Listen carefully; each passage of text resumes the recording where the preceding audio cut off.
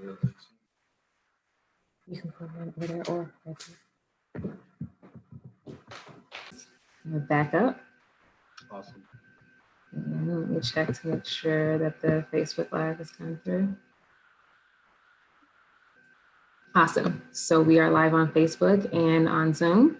Thank you so much, everyone, for joining us. My name is Jessica McDaniel with NAMI Greater Houston, and this is our Tuesday Talk, where every Tuesday we come together and just talk about mental health in a variety of ways and topics and angles. So this Tuesday, we are so extremely excited to have Dreux Antoine and his special guest, Sheriff Ed Gonzalez. So thank you so much both for being here. Again, I'm so excited. I think the discussions that you have planned are so very needed. And I really hope that the audience engages with us and participates. So again, thank you both for joining us. Thank you. Thank you. Dreux, would you mind introducing yourself and then Sheriff Gonzalez? Absolutely. My name is Dreux Antoine. I am originally from New Orleans, but I've been in Houston for the past 11 years. So now I'm a Houstonian. I come from a music entertainment background, food service background. I'm also a author, book author, cookbook author. And I also own several businesses in Houston and in the state of Texas. And I also do a lot of advocating for different organizations as well. So partner with NAMI to help shine the light on mental illness and of course, kind of make it a little bit more, I guess, well known, especially in the African American and minority communities. And I'm Ed Gonzalez. I am currently the Harris County Sheriff. I was elected in 2016 and I took office in 2017, becoming the 30th sheriff to serve Harris County in this capacity. Prior to this, I served 3 full terms on Houston City Council, where I was chair of the Public Safety Committee, as well as the mayor pro tem for the city next to Mayor Anise Parker. And part of that, I was a Houston police officer where I served in different capacities. And from then, again, just very passionate about public policy, being able to serve all communities, underserved communities as well. I'm a native Houstonian, and I care very deeply about helping create a more effective criminal justice system. Awesome. And I will say I've only been with NAMI about a year or so, but I know that we have a really good working relationship with you in your office. So I am aware that you are serious about your passion and that you mean what you say regarding mental health and criminal reform. So thank you so much for, again, being here and also for being so involved with this. So many politicians and authority figures distance themselves from mental health because they don't know how to handle it or because of how it may look. And right now, you see in the news, you see in every day that especially with the COVID crisis, that it's so important that we work together to make sure that people are getting the treatment they need, not always just punishment. We have a jail diversion program through, honestly, I don't know which office it goes through, but all that to say, Harris County and Sheriff's Office and NAMI have been working very well and very closely over the past few years. So thank you. Dreux, I will hand it off to you. Like I said, I know you have some very specific things that you'd like to discuss. Absolutely. Thank you so much, Jessica. We appreciate all of the hard work that you've been doing to help bring and shine the light on NAMI and bring things together for the organization. Sheriff, once again, I want to thank you for doing this. I wanted to let you know that you wasn't the second pick. Okay. I know you're good friends with our chief of police here. Yeah. He and I actually were at the Chavez, the little memorial for Chavez not too long ago. And he and I had a discussion and he was willing to do this. But I know that we've spoken a while back about actually bringing everyone together to have this type of talk. So I'm just glad it happened and it came together as it did.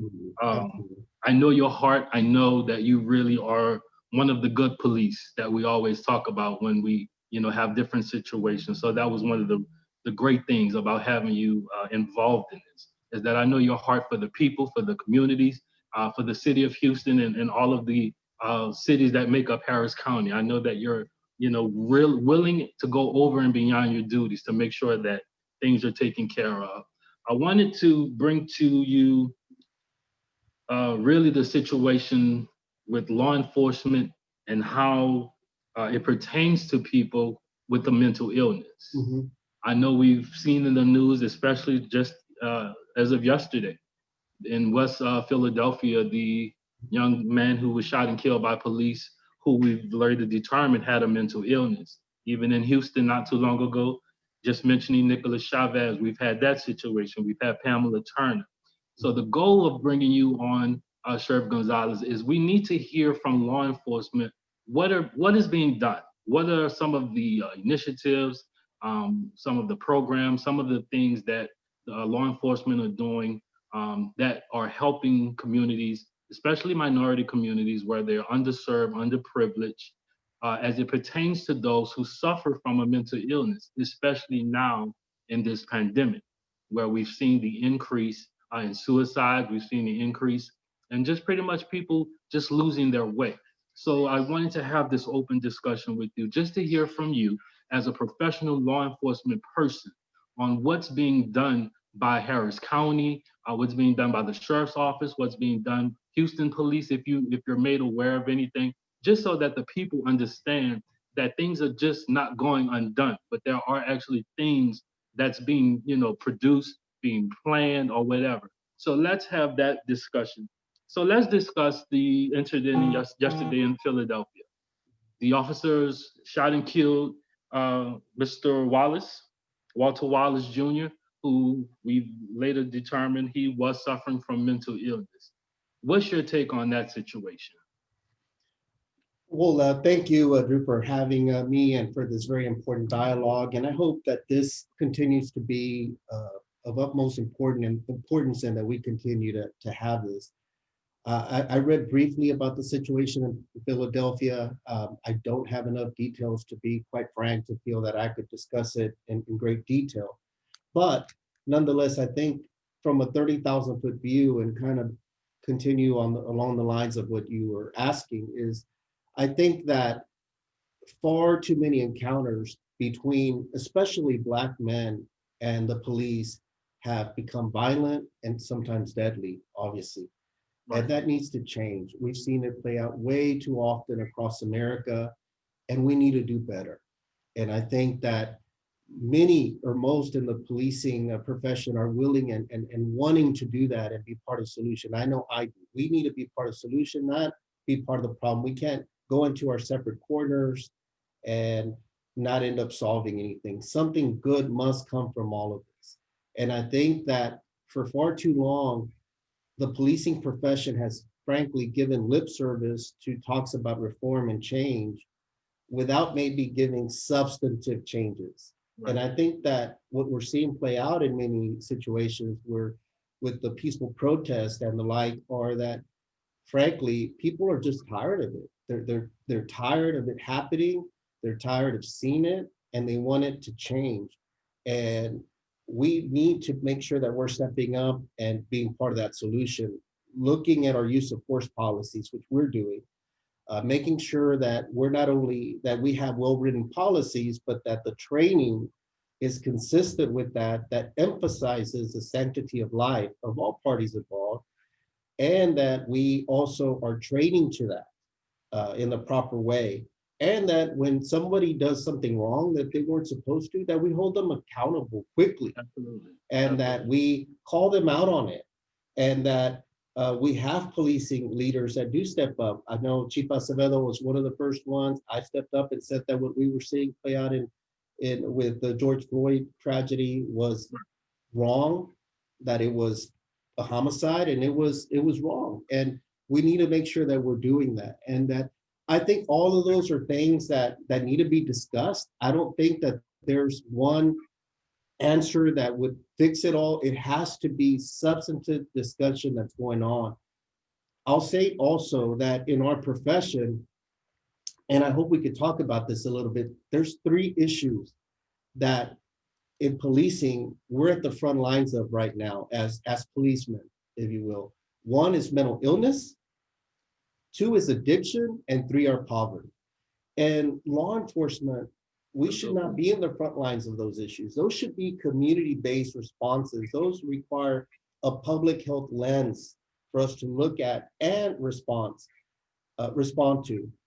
And so I think that we have to unpack that a lot more, because I don't support mass incarceration in this country. I think it's led us down the wrong way. I think we have to rethink our failed drug policies that have led us to this place. And I think that when you have communities that have been disenfranchised for so long, that you're going to have trauma. Sometimes it plays out in a real way with individuals that are simply upset, or you have sometimes real trauma that was never addressed. You know, one of the studies that I did when I first took office here at the sheriff's office, we learned, and this has been vetted through Texas Children's Hospital and others, 90,000 children in Harris County every year have a parent that's incarcerated in our jail. There's trauma there. Those children, we know statistically, because many of us have worked on dismantling the cradle to prison pipeline, a high percentage are going to become justice involved. We know that. And we need to make sure that we're addressing that. We know that in jails across America, the fastest growing population are women. And we know that if we unpack that a little bit, there's unresolved trauma of sexual abuse, physical abuse, domestic violence, and all kinds of things that was never addressed.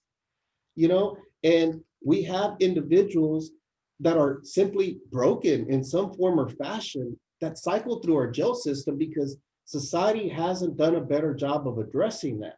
And look, when I walk through our jail system, I say, you know, that I see, you know, one of the unique aspects of being a county sheriff is we have a unique perspective of running the jail system in our respective communities.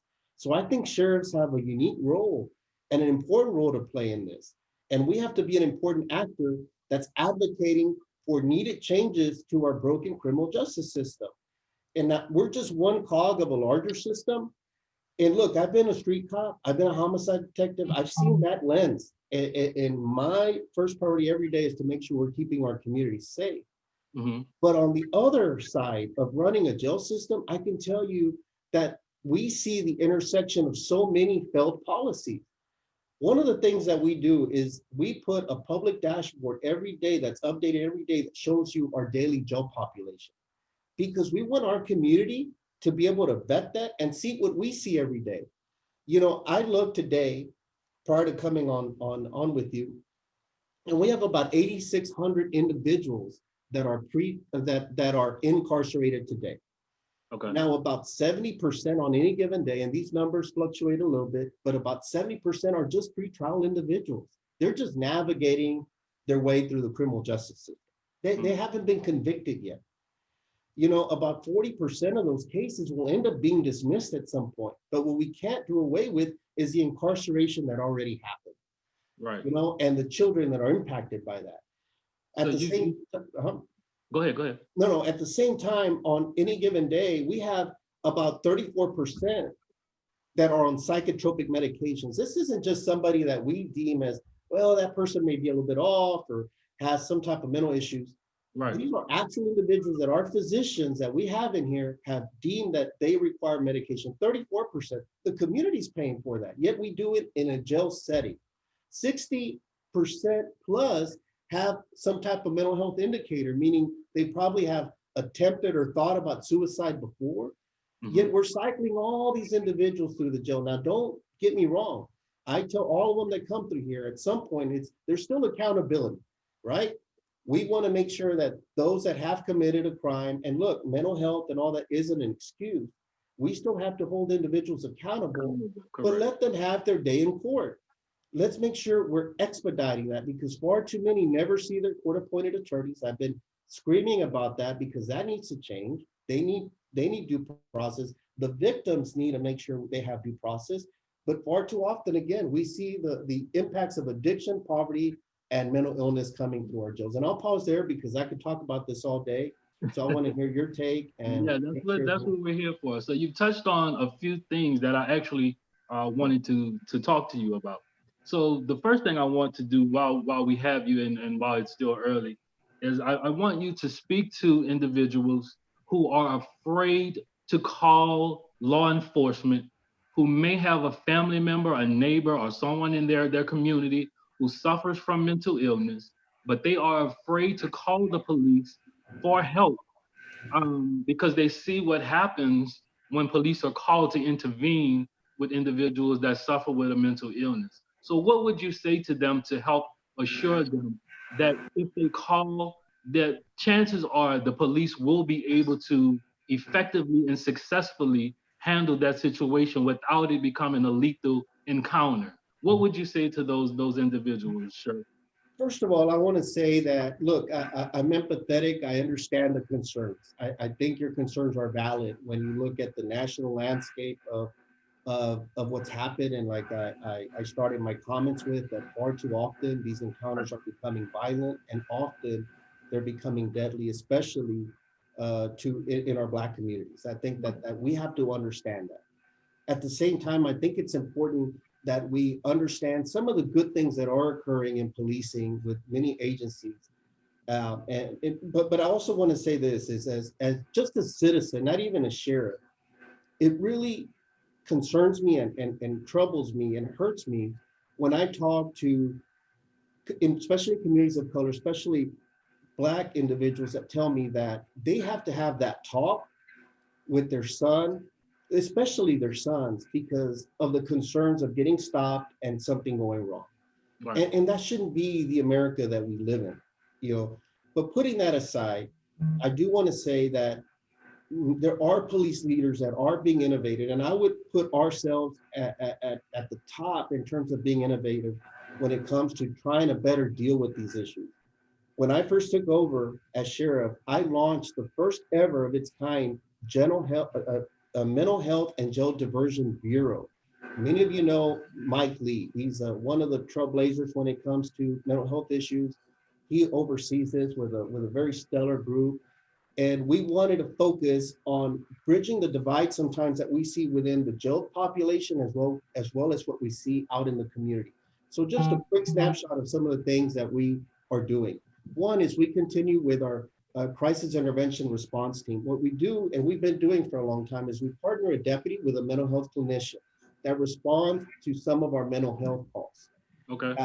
And we see great success with that. They are pros at de-escalating situations, and are very successful. The other one is we do a version of telepsychiatry. We have a very successful program where we've trained and provide some iPads to some of our responding deputies, so that when they get there, they're basically triaging the situation. They connect the client, the victim that's calling for help, with a mental health clinician at the scene.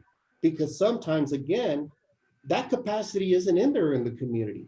Good luck if you're trying to get an appointment to deal with some type of mental health. You just can't walk in. Right. And so there's a Let you know. backlog, and we get them that help right away. Okay. We recently launched our Project Guardian for individuals that may have a loved one with autism spectrum, Mm-hmm. where we've trained our deputies, and we also let that resident know. We provide them a sticker saying that there's somebody in that household that has autism, because many times they're listening to music as a way to calm some of their symptoms, Episode. as Yeah. well as they sometimes bolt. And we may see them strolling in the middle of the night because they snuck out of their house. And we want to make sure that there's a good encounter that's built on understanding of the issues that may be going on, so that it doesn't become violent. At the same time, we know that these situations can often be very dynamic and troubling and dangerous. Family disturbances with individuals that are maybe you know you know dual diagnosis, where sometimes there's a mental illness situation, as well as an addiction, could be very volatile for law Right. enforcement as well as individuals. So we are putting programs in place that are successful, that are evidence-based.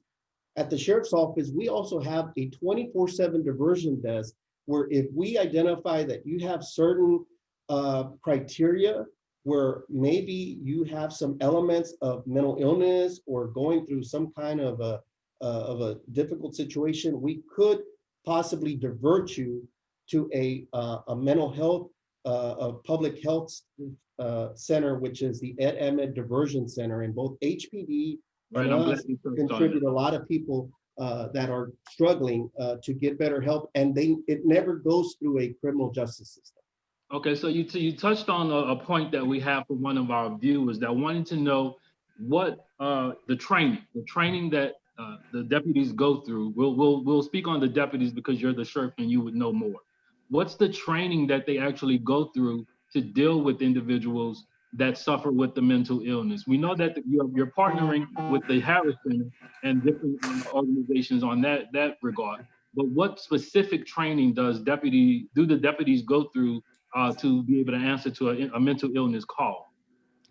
We do extensive training. When I took over as sheriff, I found out that we were not training at a very high level, even in the numbers. Not everybody was going through crisis intervention training in our agency. We have ramped that up in the first 3.5 years that I've been in this role. And we've expanded those numbers. In fact, we went to a 40-hour training block before it was mandated by the legislature via the Sandra Bland Act, because we knew how important it is. So everybody either working in our jail system or now out in patrol have the expanded training. We've increased our numbers significantly. They go through either scenario-based trainings. We have a virtual training module where they can see different scenarios and how they can respond and how quickly something that might appear to be a weapon is not, or maybe if somebody is autistic, how they can respond. We talk to them about PTSD. We talk to them about how traumatic brain injury sometimes can impact their response. And so we have to be and that's why sometimes it is a very challenging job, because again, law enforcement officers are dealing with these issues. And frankly, we need to build a more robust mental health safety net out there that's well-funded so that NAMI and other groups can be doing that critical work before it ever escalates to something where somebody is off their medications and things like that.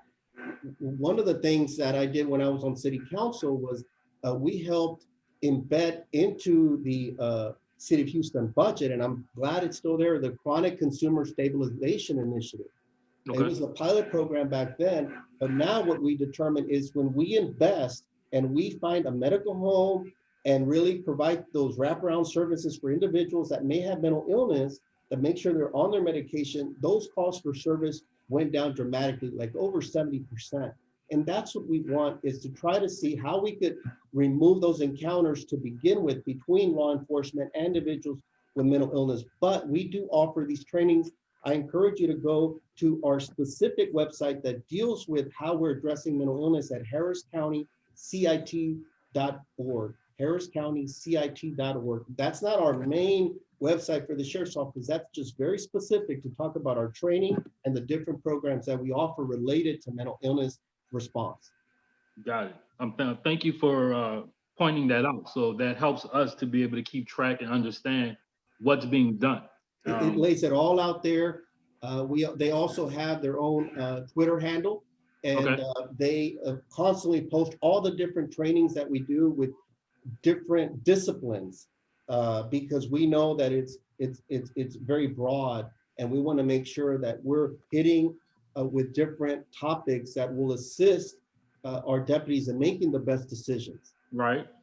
That's good. So we have a question from one of the viewers, Miss Nannette Ford. Jessica, can we get her on so she can ask her question? Absolutely. Nannette, are you ready? Yes, I'm here. So awesome. I have a current situation in real life, unfortunately. I have a brother. He's in Galveston County. He suffers from mental illness, and he had a psychotic break. And in a matter of a week, he left the comfort of his home and took to the streets. Mm-hmm. Currently, he's in Galveston County Jail and has been there for about a week and a half or so. We had reached out to some people while he was wandering the streets, but unless he turned himself in or committed himself, there was nothing they could do. and he wouldn't communicate with my sister or talk to her. So anyway, he is where he is now. The question I have is, so what are our next steps? Even if we were to get him out, what can we do to make sure that he's going to be safe? Yeah, I'm assisting a family right now here in Harris County that's going through something similar. His is more related to an addiction, and he keeps cycling through it, and he's becoming very, in his case, very dangerous both to himself and those around him. And so, well, I don't mean to interrupt or negate that situation, but my brother's 53 years old. He's never had a record. Yeah. He's not an addict nor a criminal. Yeah. Yeah, no. So, I'm not comparing the two at all. What I'm trying to say is that we're trying to address different systems that have never worked in cohesion for the betterment of the individual. In this case, the individual I'm talking about has addiction issues, and they'll get arrested at some point. He's got to be released. The mental health system says, well, he needs to either self-admit himself, or you've got to go through certain steps to make sure he gets in. In the case of your brother, this is the breakdown that happens is, there's no crime in just being homeless. So what ends up happening though, is he goes to the street, he becomes even more vulnerable, probably without medications. He's not stable because of that. And so what happens is law enforcement gets involved, and kind of the only safe tool that we have is always very limited. We have handcuffs, we have a pistol, we have a taser, and then we have jail. And we tend to use jail as the stop for everything. The remedy, right? And that's not the way it should be. Your brother needs real help. And the network of laws and different entities, that's why we need more funding in this state for mental health care. And we need hopefully funding. Our jail is the largest mental health hospital in the state of Texas. We should not be that. But what can I do right now? What can I do as soon as I hang up the phone to work on getting my brother some help? Yeah, I think what you need to do, and again, I'm not familiar with Galveston County. I think that what you need to find out though is get in touch with the jail. Discharge needs to be happening right now in terms of discharge planning, so that there is some level of a warm handoff to a service provider or someone that could help you navigate everything that's going down there. I don't know what safety, providers are there in Galveston County, but working together with a holistic plan for your brother, especially like you said, he hasn't been in trouble. We don't want him to end up cycling in and out. He needs help, and he needs support, and making sure that all these entities are there to lift you up and him up and help navigate the complexity of all these issues, because we grapple with this all the time because there's not an easy answer. I wish I could tell you in clear language, do A, B, and C. It all depends on the circumstances. And unfortunately, I just don't know enough about Galveston County. Okay. May I also suggest that you call our care team? Yeah. We do have a warm line at 713-970-4483. NAMI is primarily based in Harris County, Fort Bend County, and Montgomery County, but we may have some information that could support you in Galveston County. If not, we can tell you where to go. And there is a NAMI that covers that area that we can connect you to. But I definitely agree with Sheriff Gonzalez in that he needs help, he needs treatment. Yep. So, I understand the legal support that you need right away to get him out of jail, but after that, your immediate next step needs to be treatment. So please give the warm line a call, and they can direct you to how, and they can even help you with the legal issues that you're having. They can kind of direct you to other community organizations that can support you in helping to get him out of jail. So it kind of circles back to what Sheriff Gonzalez was saying in the beginning, that, the issues that they're facing are really community-based issues that organizations like NAMI and other mental health organizations and community organizations should be the front lines on, instead of the police department. It really, really, truly upsets me to no end that we take an illness, we take mental illness, someone's mental health, and we criminalize it. It's so costly. We're still paying for it, only we're paying for it in a very ineffective system which is That's the true. criminal justice system. That's true. And now you give somebody a criminal record, for something that we inside the jail have no solution for. And Right. so we need to all work together to really advocate that there has to be a better system of care, because this is irresponsible, and we should not have it. There's better systems of care for this. We had somebody that suffers from dementia. He's an older, a senior adult individual inside our system. Look, it's very personal because my mom suffers from dementia, and I'll tell you, they need a personal care facility with adequate care. They do not need to be in a jail cell or in a criminal justice system, in my opinion. So, Sheriff, let me ask you this, just to kind of piggyback off of what Nannette was speaking on in regards to her brother. If someone calls law enforcement and inform them that, hey, I have a family member who is suffering from a mental illness, they are acting irate, they're trying to do harm to themselves or to someone in the family, I have power of attorney over them. If they call you and say, hey, listen, I have power of attorney, my loved one is not acting right now, can you send a deputy or can you send whomever over to come and help us and transport him to a treatment center? Is that something that law enforcement can actually do? See, that's one of the positives here in Harris County, and I commend everybody that worked hard to make this happen, because we do have, I think, a process that would help address that. We would most likely send one of our crisis intervention response teams. And what we're trying to do as well is really also incorporate, which historically hasn't been done, our dispatchers as part of this process. Because too often the mindset in law enforcement is you send the first unit available, right? Somebody's calling for help, we're there to help. But what did I say earlier is we have limited tools. We have a gun, we have handcuffs, we have tow car, and we have jail and a taser. So what we're trying to do is make sure we deploy the right resource. In this case, we would probably send a crisis intervention response team. What would happen then, because we have a 24/7 jail diversion desk, which is pre-jail diversion, which means they don't even go into the jail. What we're trying to do is catch them at the front door. We didn't have that capacity before. Now we do.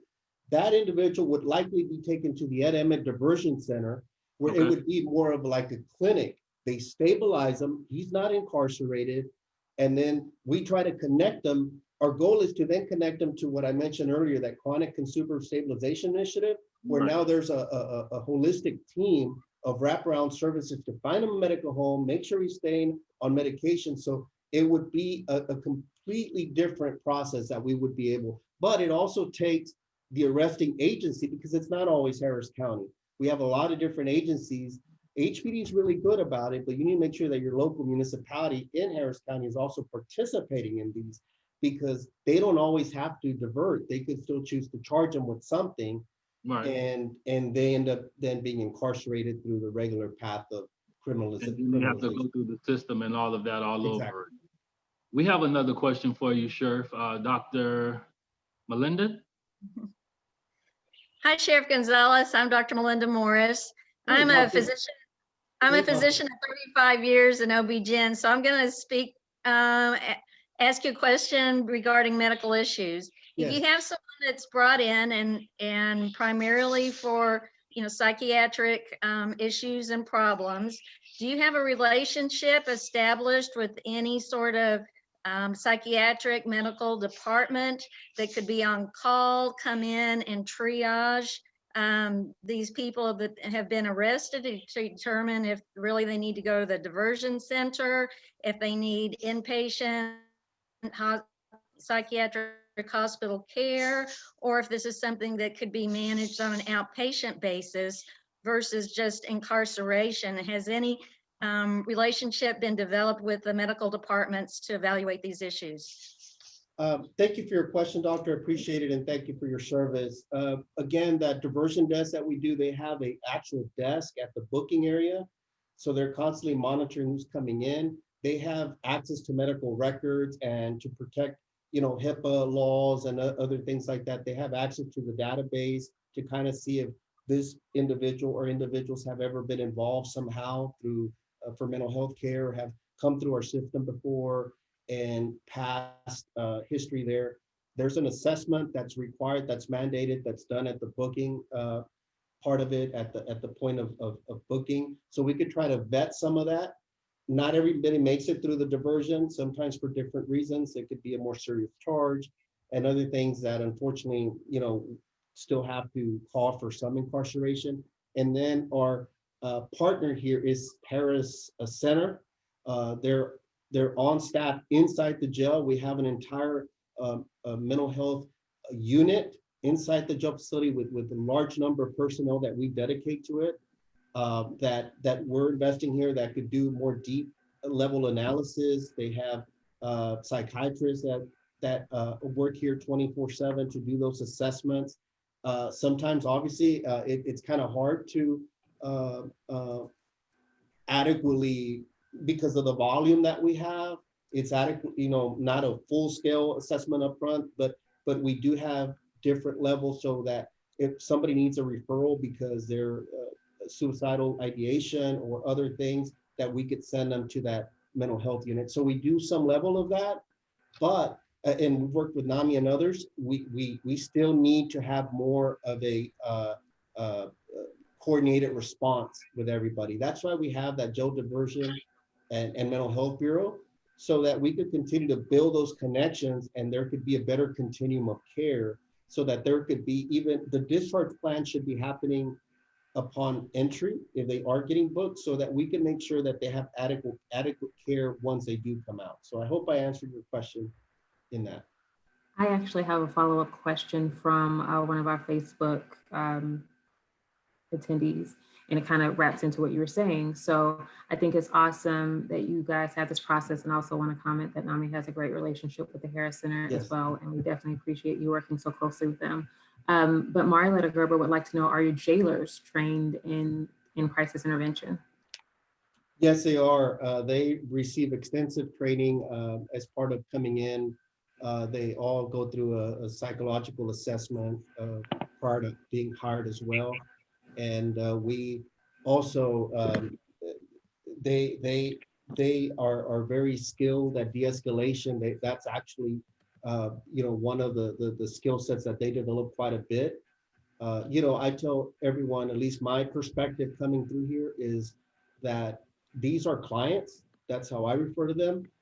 Everyone, because they're just navigating the criminal justice system, and the vast majority of them have yet to be convicted. And I think that we should treat everybody with dignity and respect, whether they happen to have some type of mental illness indicator or whether they don't.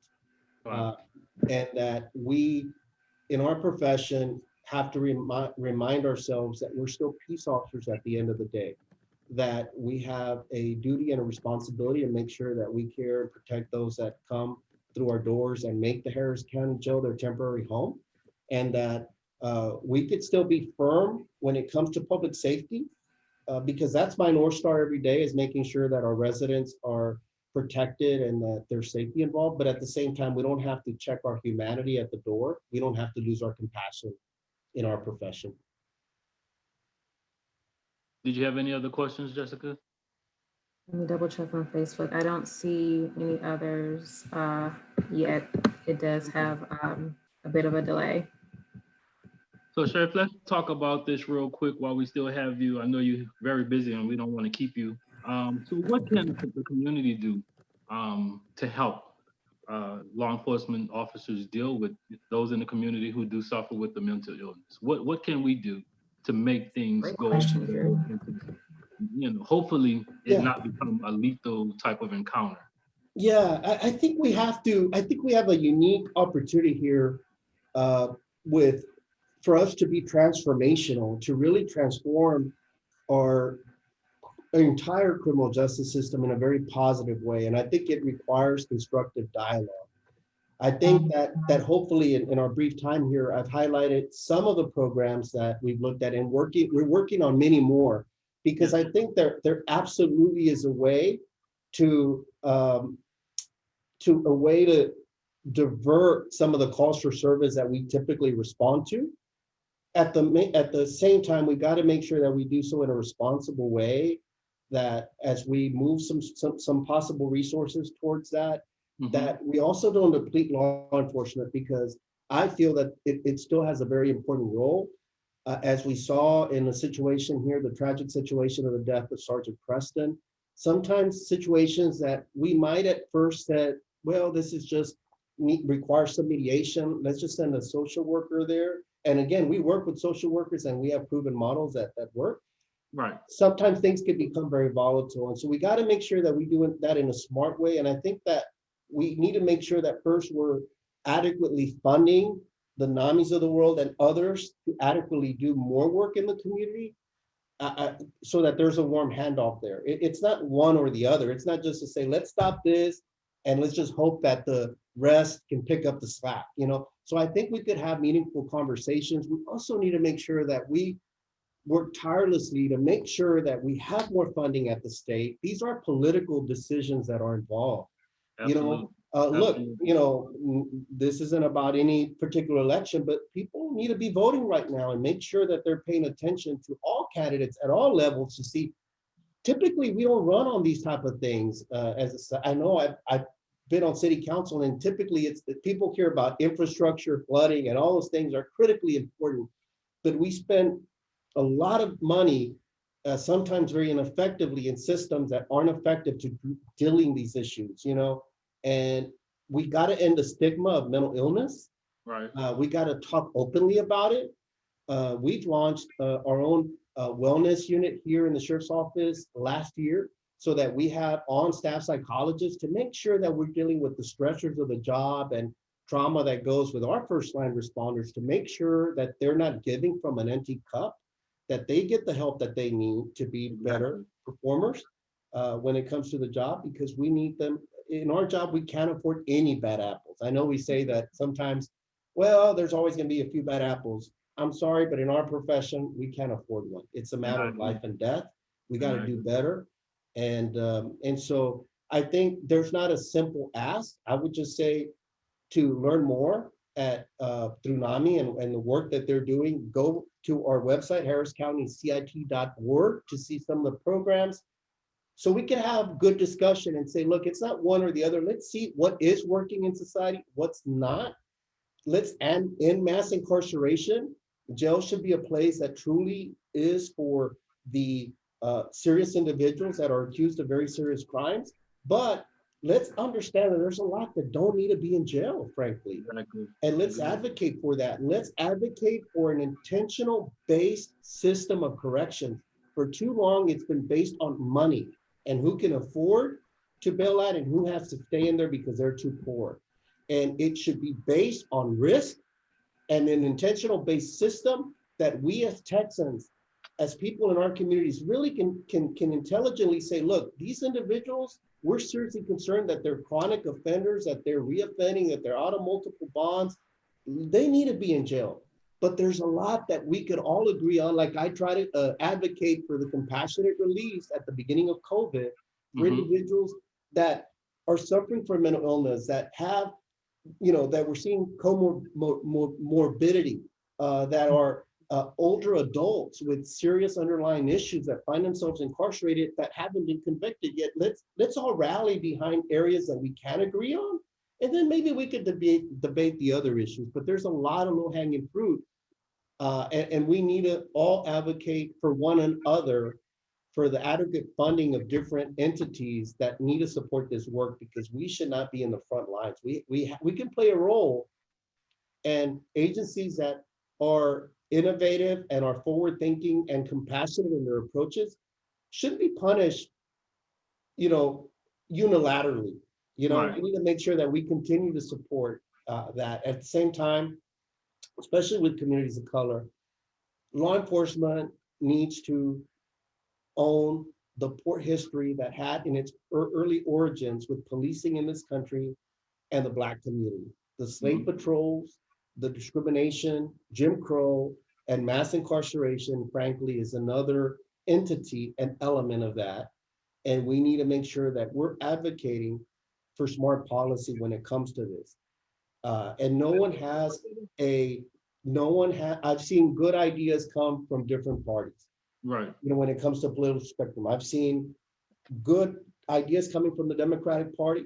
I commend President Obama when he visited, a prison as the first sitting president to do that, to talk about some of the issues around, mass incarceration, just like I commend President Trump for talking about the opioid issue early on and seeing it that it should be a public health issue, and also talking about reform at the federal system. It hasn't gone far enough because far too often we don't talk about our county jail systems enough, and that needs to be part of the discussion. Because when it comes to situations, we address what we see out in the TV, which is the very clear, traumatic, difficult encounters that we see.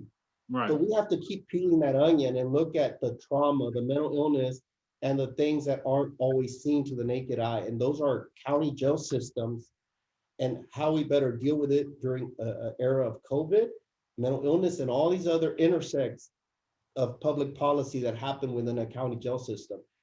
Your county sheriffs, your prosecutors are powerful positions in these public policy debates. Absolutely.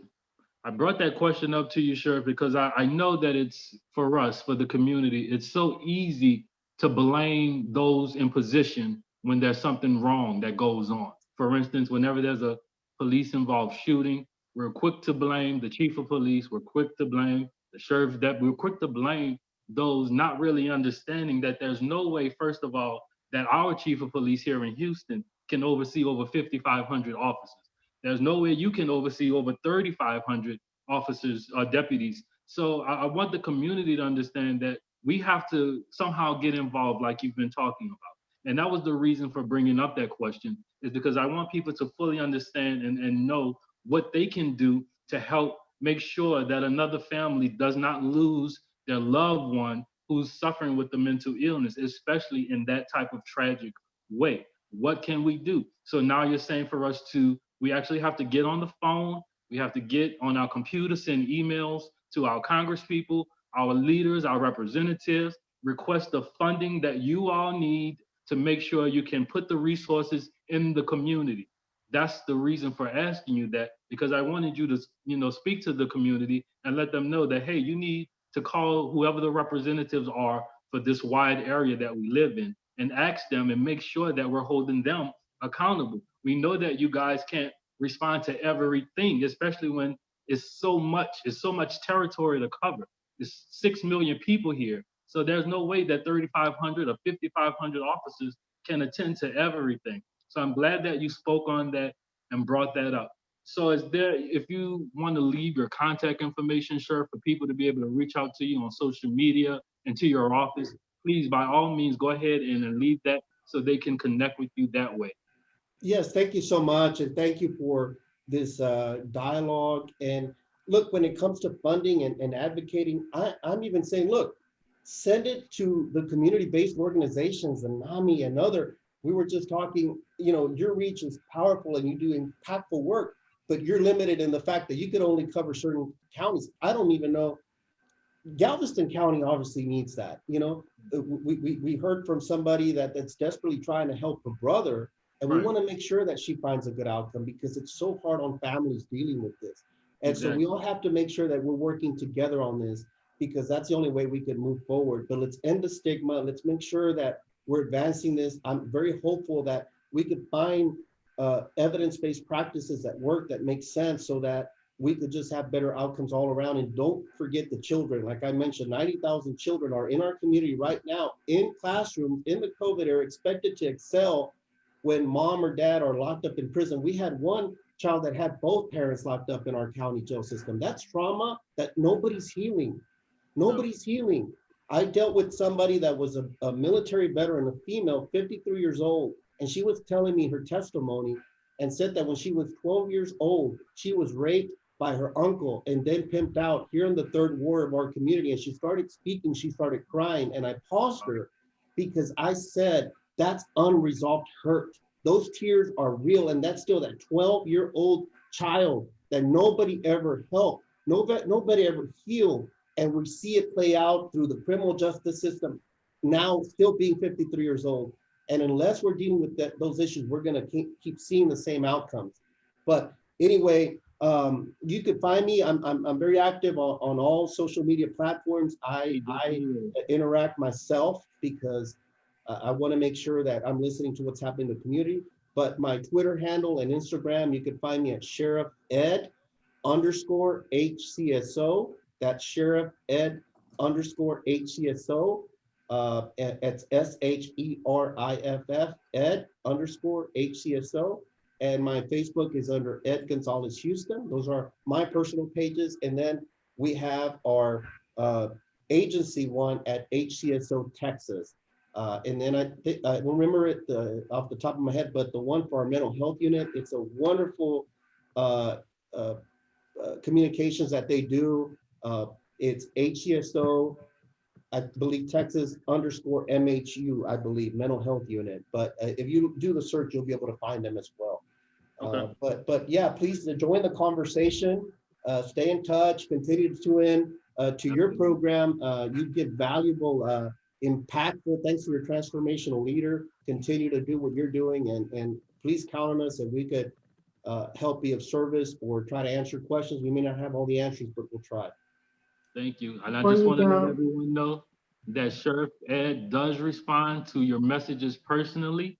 He does not have others take any type of calls or messages for him. He's going to respond personally. So I can contest to that he's actually the one that responds to all of the messages. Thank you. And before everybody goes, I do want to talk a little bit about NAMI. So much of what I've heard you say, I feel like NAMI and its advocates, its partners can assist with. Yes. So I was able to give the information for NAMI Gulf Coast, which handles the Galveston County area, to Nannette. Thank you so much, Mari, for passing that information along to me. But NAMI Greater Houston, first of all, we have what we call our warm line. It is not quite a hotline, right? So it's not a crisis line, but maybe somewhere in between, kind of like Nannette and some of these situations that Sheriff Gonzalez spoke about, where people just really aren't sure what the next steps are. So it's an awesome resource center with real life people, warm-bodied people with voices that will listen and give you every resource we have in the book that would help. So that's other community organizations that will assist you with mental health issues, that may be able to assist with housing, legal issues, anything that's mental health related. Sheriff Gonzalez listed mental illness and addiction as two of his three issues, but addiction is actually a mental illness. Mm-hmm. So we do have resources to assist with that as well. So please visit our website at www.nami-greaterhouston.org. That's NAMI is NAMI, greaterhouston.org. It will have the warm line number on the homepage, but also we offer free support groups and educational classes all around the city. And right now they are virtual due to COVID. So we can reach you anywhere is what I guess I'm saying. So please look into our programs and services, see what we have to offer. If you have any questions, please call the office. You can reach me directly. I'm at jmcdaniel@namigreaterhouston.org if you have any questions. But the biggest thing, and I love Sheriff Gonzalez that you repeatedly said, in the stigma. It's a big deal. So we have to talk about it. We have to acknowledge the trauma. We have to acknowledge the mental illness. We have to acknowledge what we're going through in order to heal and move forward. So in the stigma means talk about it. Talk about it with your friends. Talk about it with your family. Let people know how you are feeling, and ask others how they are feeling if you feel that they are moving towards a crisis situation. They're uncomfortable conversations, but they have to be had. It's the first step in healing and the first step in moving towards resolution, which is kind of, I think, what the overall tone of what we've been discussing, right? We're kind of aware of the problems, but what is the resolution?